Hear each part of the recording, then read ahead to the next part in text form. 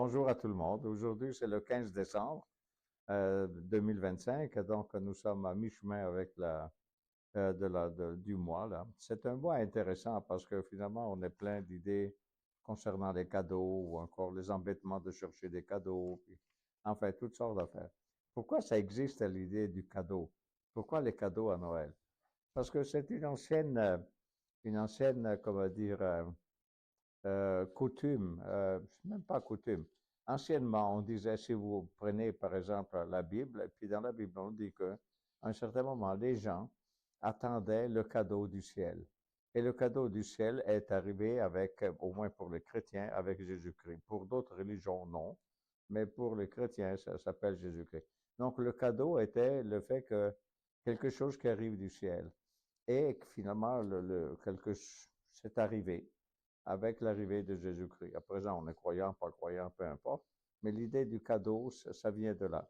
C'est-à-dire, on avait le cadeau du ciel à cette période, et donc, on joue tous à faire des cadeaux l'un l'autre pour dire qu'on s'aime et puis tout ça. Voilà, une fois dit tout ça, le marché ne fait rien. On a eu la baisse la semaine dernière d'un autre 25 points de base dans les taux d'intérêt de M. Powell.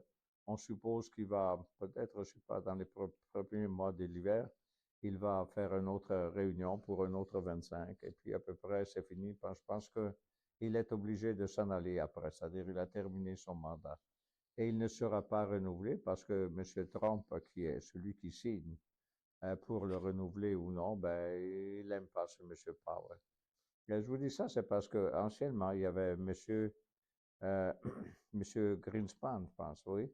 Ce monsieur a été, mettons, chef de la Réserve fédérale pendant, moi je dirais peut-être 30 ans.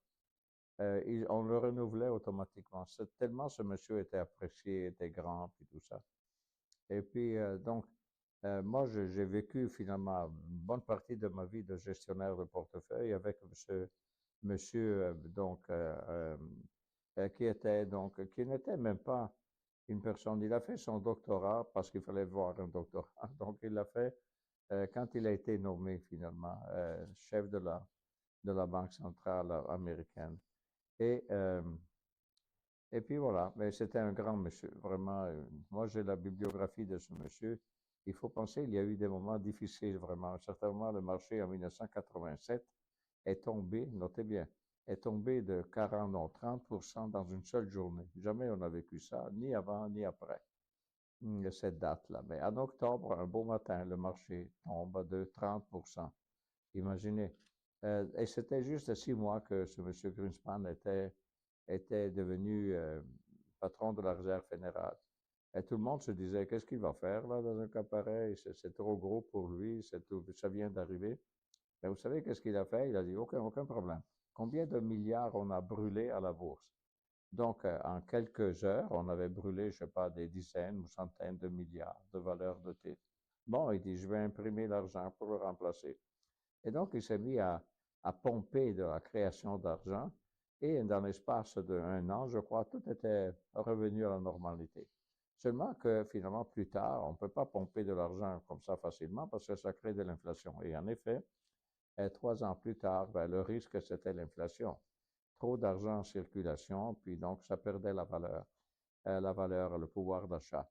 Donc de là est arrivée une augmentation des taux d'intérêt. Et c'est lui qui l'a fait. Et finalement, c'est intéressant. Ce monsieur-là est vraiment, à mon avis, très intéressant. De lui, on le voyait, il souriait jamais, ce monsieur. Et il souriait, enfin, comment dire, il souriait pas. Et on l'a vu sourire une seule fois, quand il s'est marié. Quand il a dit oui parce qu'il s'est marié, ben, il avait un sourire.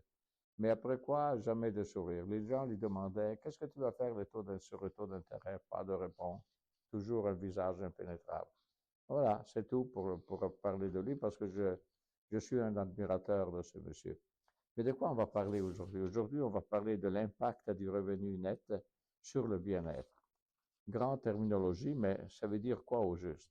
C'est que la question à savoir, si on a une augmentation de salaire, ben on est heureux parce qu'on peut dépenser plus. Mais imaginez d'augmenter beaucoup le salaire et de plus en plus, à un certain moment, vous devenez indifférent. C'est-à-dire, plus on augmente le salaire, moins heureux on est au bout de la ligne comme valeur ajoutée. On est heureux tout de suite, mais après, toute augmentation qu'on reçoit, on considère ça, ça ne donne pas une valeur ajoutée sur le bien-être ou le bonheur des gens. C'est ça le sujet d'aujourd'hui. Donc, l'impact du revenu net sur le bien-être, définition clé. Revenu net, revenu après impôt et charges obligatoires. On sait que ça. Le bien-être subjectif, c'est ça. Quel est mon bien-être en tant que Dieu? Donc, il dit, c'est mesuré par la satisfaction de vie, life satisfaction, et ça va de 0 à 10. Si c'est 10, je suis très satisfait. 0, je veux dire que je ne suis pas content. Ça représente le bonheur émotionnel quotidien et c'est l'indice le plus utilisé est l'échelle de Cantril. L'échelle de Cantril, vous pouvez la voir sur Internet, c'est partout. C'est une échelle, justement, c'est une série de questions qu'on pose aux gens et de là, on déduit si la personne est heureuse ou non. Cette échelle de Cantril, elle est vieille de pas mal d'années. Si vous regardez la page suivante, malheureusement, elle n'est pas en couleur, mais sur Internet, vous l'avez en couleur. Et puis, elle vous dit que finalement, là, plus c'est foncé, plus on est heureux. Moins c'est foncé, enfin, moins on est heureux. Enfin. Et ça prouve qu'en Europe, ça va bien. En Amérique du Nord, ça va bien. Et puis, apparemment, au Brésil, tout le monde est heureux. En Argentine, tout le monde. Enfin, vous avez l'échelle de ça. Donc, l'échelle de Cantril, c'est la satisfaction de vie. Ça, c'était le portrait que vous avez là, porte la date de 2024. Vous avez le paradoxe de Esterlin. Esterlin, c'est un monsieur, un économiste, et en 1964, il a montré une chose importante. Après un certain niveau d'augmentation d'argent, finalement, ça n'ajoute pas du bonheur additionnel. On est heureux quand on n'a pas beaucoup d'argent, puis on en a une augmentation de salaire, et voilà. Mais après, une fois qu'on a satisfait les besoins de base, on a satisfait de mettre de l'argent de côté, même toute autre augmentation n'augmente pas le bonheur. C'est ça que ça veut dire. Donc, le paradoxe d'Esterlin, c'est ça.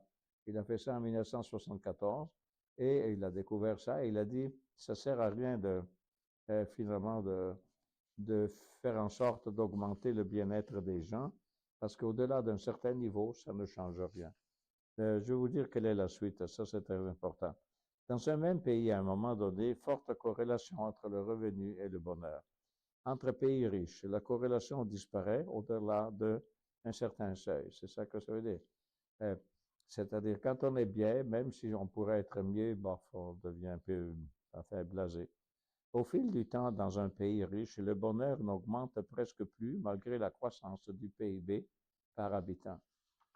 Donc, c'est ce que je vous disais. Donc, il y a quelques tables. Le seuil de saturation. Ça, c'est une étude faite par M. Kahneman et je crois son collègue. M. Kahneman, c'est un grand monsieur.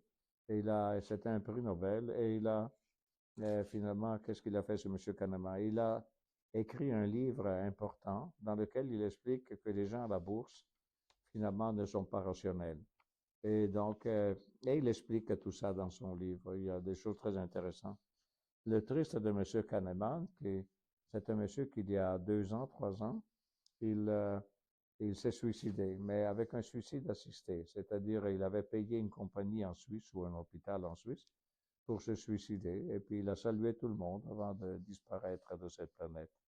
Donc, il vous dit niveau de revenu annuel en ménage US et l'effet sur le bien-être. Donc, entre 0 et 75 000, donc, si on a une forte augmentation, finalement, une forte augmentation, je veux dire, pas de salaire, parce que là, ça va de 0 à 75, mais on a une forte augmentation du bien-être, en quelque sorte.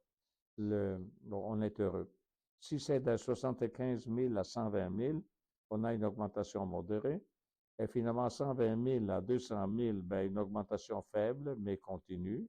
Et si on est supérieur à 500 000 de revenus, chanceux, là, le plateau ou très léger gain. Finalement, qu'est-ce qu'on a quand on a 500 000? J'imagine, on veut voyager avec un avion privé. Donc, on est triste parce qu'on a un seul avion privé en famille, puis des choses comme ça. La page suivante, les données pour le marché pour les États-Unis entre 2020 et 2025.